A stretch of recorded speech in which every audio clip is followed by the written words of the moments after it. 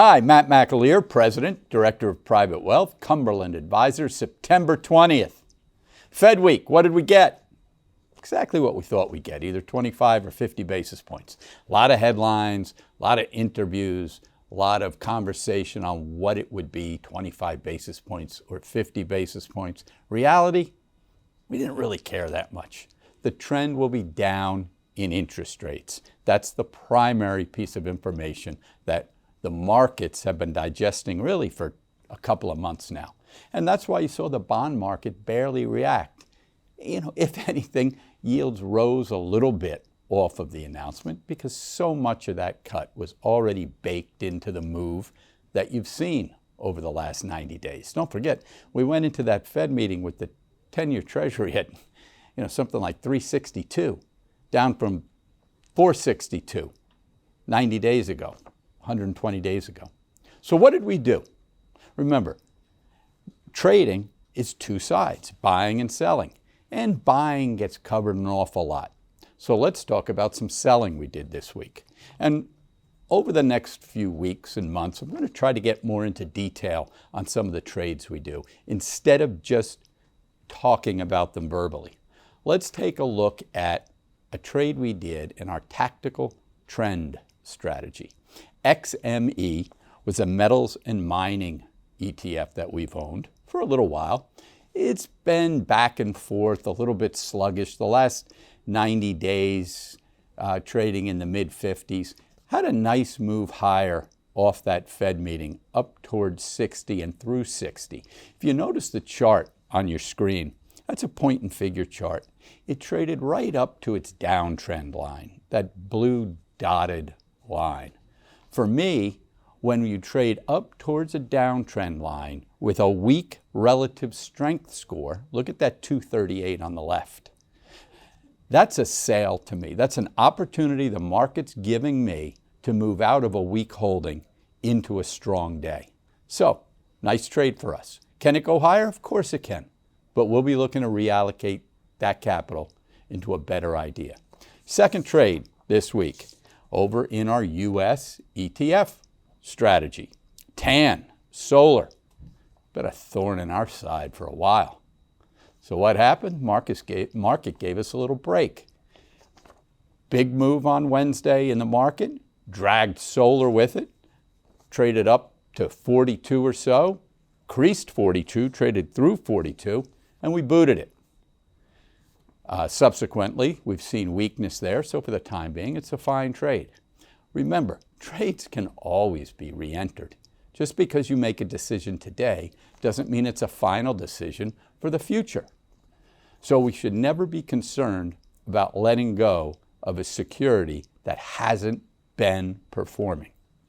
We want to sell weak relative strength into strong market days. And that's what we did. So again, we'll be reallocating to some areas we like. We've spoken about what we like numerous times on here. Industrials, financials, still like technology. Let's take a look and see if there's anything in the cyclicals that are starting to reheat. So we'll find some names, we'll find some ideas over the next maybe week, 2 weeks, 3 weeks. Let the market come to us, reasonable entries, define our risk, define our reward, and take it 1 week at a time. Well, that's it for me on the equity side. Let's go to the moose. Bond time. Hi, it's John Musso. I'm the CEO of Cumberland Advisors. It is Friday morning, September 20th. This is the bond report. We got what we thought we would get. Fed cutting rates this week. 50 basis points, a bit of a surprise, yes. If you go back and look at Jay Powell's language from the end of July, certainly told us they would cut. I think there was a little bit of dissension in the ranks that he wanted to cut and other people didn't. So I think he basically pulled the troops together and said, look, we're going to not only cut 25, but put an additional 25 in there. And also not marrying themselves to a course of 50 basis point cuts going forward. And he went out of his way to say that this is the first cut, but it is not necessarily showing you the path of what future cuts would be. So we'll take him at his word on that. Really, buy on the rumor, sell on the news was what happened this week with bond yields up a little bit. 372 in the 10-year, that's up 6 bips. And really across the board, yields a little bit higher. Muni yields pretty unchanged. AAA 10 years 263 unchanged. We expect to see a lot of municipal issuance as we go forward because the Fed decision is behind us. And we also know that they want to get issuance out ahead of the election and any of the volatility that could present. So here you are. You had the Fed cut their short-term Fed funds rate from 5.25 to 5.5, and they're bringing it down 50 basis points so that the new rate will be 4.75 to 5%. Will that have an immediate effect? No. And it takes a while for these decisions to start to resonate through the economy. This will help. This will bring down credit card debt a little bit. It'll bring down variable rate debt a little bit.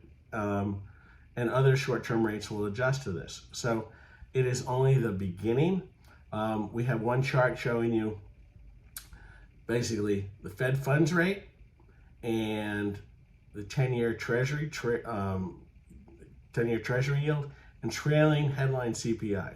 And you can see this is why the Fed had to do this. They have stuck around a long time, basically a year more, at this 5.25 to 5.5% Fed funds. And you can see how the bond market has started to front run the Fed, and inflation has come down as well. So clearly you see that gap, and that gap has to close.